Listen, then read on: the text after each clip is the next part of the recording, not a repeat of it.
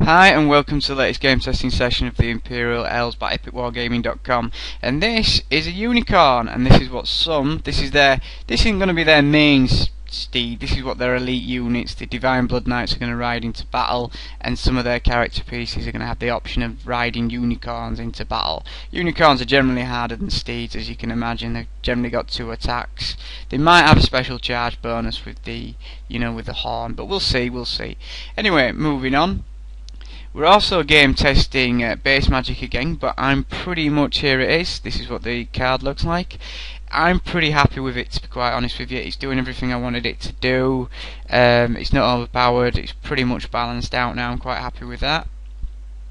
I have to say though, generally with magic, I've had a tinker around with all the magic as well, which you'll see in the next update of the rules. Here we are. We're also game testing the templates. Very happy with how the templates are working. This new system totally cuts out arguments. There hasn't been an argument of what being hit, as you can quite clearly see which gets hit and how many times.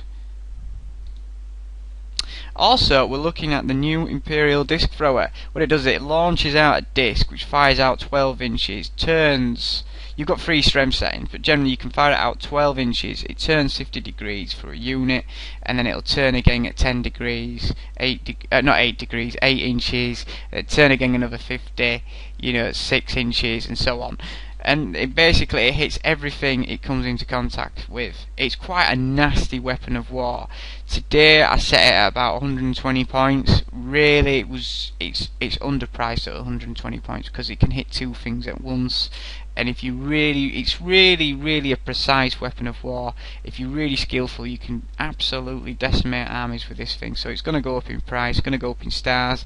But I just underpriced it today on purpose, just to see what it would actually do. Anyway, moving on. Today, the boys, Tom and Alex, were playing the Orcs versus the Elves. It was 6,000 point battle each, 3,000 points each. They used a random terrain generator. This is what it gave them. I have to say as well, I've changed the mix as well, so you'll be seeing a different mix next week. So basically, I've taken out less features, put in more open ground, but the current rules work fine for the terrain mix, because you can actually manipulate it as much as you want as long as your opponent agrees with it. But the general mix is going to change anyway, so you're not going to have these super busy boards in future. This is what it looks like. This is when both armies were set out. The Elves had the highest soldiering today, so they forced the Orcs to set out first, and they wanted to go first, did the Elves. But if you have a look, generally the Orcs really outnumber the Elves. They're really in real danger of being encircled and generally just outnumbered in combat. It's a big danger for the Elves today. Really don't like that unit there on its own. Really, his entire army should be banded together, Anyway, we'll just walk you through what we've got. Generally, it's a grunt army with a few nice little added on extras. So we've got some trolls there, nasty unit of trolls. Generally grunts, all armed with different weapons. You can see what they're armed with: great axes, spears, 2 hand weapons there. They're just grunts with shields, basic grunts. We've got a nice unit of swords, and we've got the Iron Maiden for once as well. It's nice to see her out. She's a brilliant mage, is the Iron Maiden. It's just because she can have an extra magic item and she can see all the way around her, and she's totally safe, and she's in the middle of the action as well, which makes her a really good wizard. Otherwise, she's probably not as good as an elf wizard in the casting capability, but she is a really good wizard. So yeah, we've got some chariots. We ran out of orc slingers. Oh, these are all blue orcs. We don't have any, but these are all immune to magic. It's nice to see some blue orcs out as well. As we can see on the other side of the board, generally they're just a unit of watch. There's a disc thrower, by the way, played by a fire thrower, because I haven't made the model yet. They're the Grand Guard, which are today the Imperial Enforcers, really hard unit. Nice unit of archers there.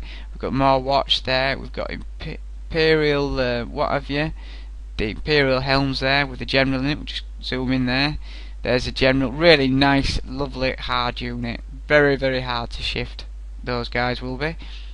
So the Elves first turn, generally they blast magic at the Orcs and shoot the disc thrower. This is what the disc thrower does: it swings all the way around there, hits these 2 units at once and does that amount of damage, which is quite nice really. The Orcs' first turn, they basically charge forward, as you can expect.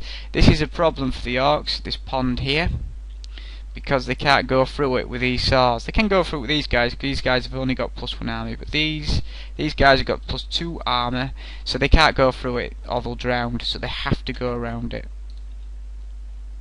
Yeah, just generally moving forward. The Orcs have 3 hags as well today. You'll just see them dotted all over the place. This is Tumbling Skies. Very, very nasty spell for destruction. I've not seen it do that much, but when it does land, it will be quite nasty. They did actually cast it in the first turn, did the Elves, but unfortunately it was blocked by Dispel, which was quite wisely brought by Alex. Otherwise, it was going to land in the, smack bang in the centre. That would totally destroyed that unit. Again, this is what the Imperial Disc Thrower did, and the Archer Fire together. Too much for this unit to bear, so they decided to run off.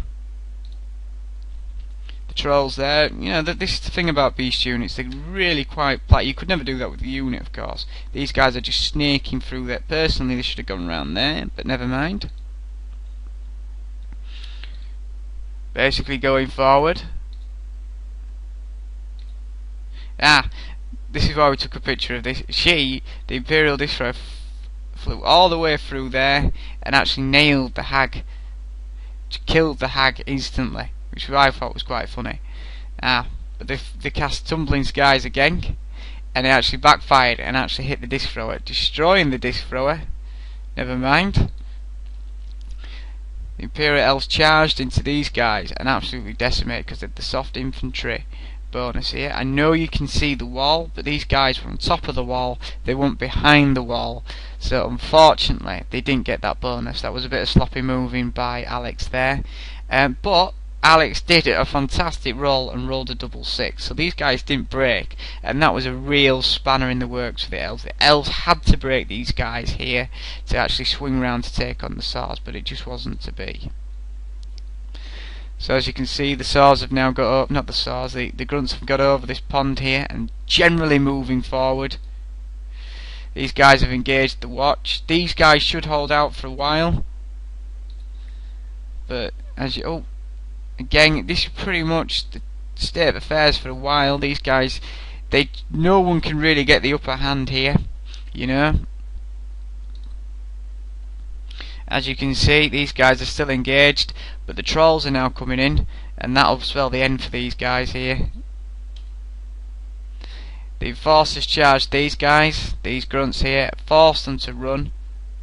Charged after them, but luckily stopped before they hit that watery feature there, otherwise they would have all been just killed outright. Again, this combat here, even though the Helms have these guys in the side, they're still drawing and they're still holding together because of the general in the unit, because of the banner, and because they've got a character in the unit. They're just holding off there, and actually they're slowly cutting through them Grunts there, slowly. These guys have had it. The Trolls have now charged them in the side. They're dead. Despite the Sorcerer's best efforts, she's casting as much magic as she can on these guys here to lessen their killing power, but it just won't help, I don't think. The Enforcers are now looking very dangerous, because when these guys over here break and run away, it's going to leave the Trolls and those those Grunts with heavy weapons just to move around and encircle these Enforcers.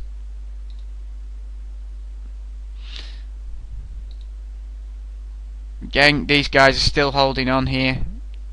Nice little picture of the bridge. All this is all totally free to download from epicwargaming.com and build up yourself at home. Yep, these guys are broken. They've run a gang, obviously. They actually got destroyed, by the way, because they ran 3 times.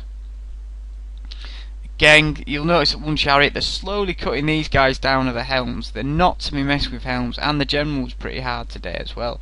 So they're slowly cutting their way through, so if that was left to its own devices, the Helms would probably win out here. These guys are just having a party in the pond, shooting whatever they want.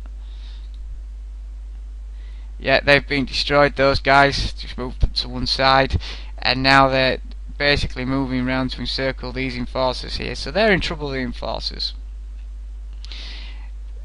Here we are. These guys took the wall, but it was too late, unfortunately, because she cast a spell, Black Veil, on these guys and absolutely decimated them. Black Veil is a good spell. It shouldn't have done what it did, but just it did today. Statistically, it should kill about 7 pieces in that unit, but it didn't. It killed about 13. So these guys now have charged over as well. So they shouldn't have never have done that amount of damage, even though they got a defended, position. They're dead. They're starting off that combat with about 13 battle stress. They're never going to hold out against the Iron Maiden and the swords with their God knows how many attacks there. Nice little close up here of these guys basically running over the wall into combat, smashing into those guys. Yep, as you can imagine, they never stood a chance really against that onslaught. Swords are still, I know enforcers are knocking about now, but swords are still for sheer like a sledgehammer sort of killing power. Swords still have that free attacks. They're absolutely awesome swords. These Imperial Helms are still holding on. Yep, everyone's just slowly getting round to encircling the enforcers.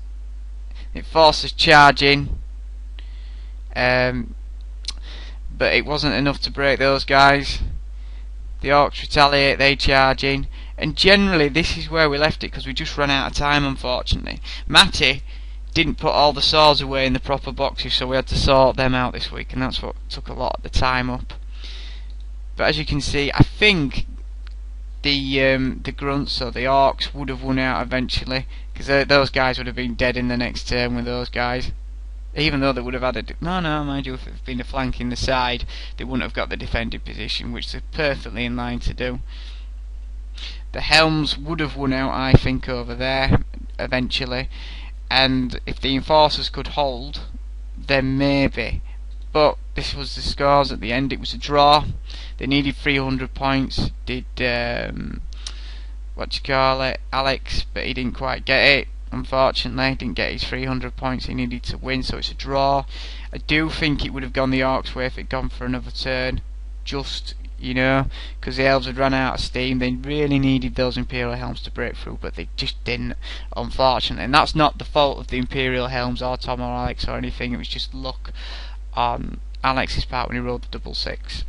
But that could have totally swung it in a, but these things happen in a game, so, Anyway, the main thing I was game testing today was the disc thrower. I was very happy with how it actually worked. I generally think, obviously, it's underpriced, it's understarred, so it's going to go up next week. Because the game tester straight away, Tom was saying I could have 2 and I could have them, firing round. So if there was one there, they would be there firing round. And I thought, oh yes, of course. So it has to go up in stars and in points. Maybe it could have every 12 inches every time it turns. It could roll a dice to see if it hits the dirt or not as well. I was thinking just to lessen down its effects. But they are absolutely killing things. A great weapon to have though. If you're really good at using them, they're a lot of fun, and that's the main thing.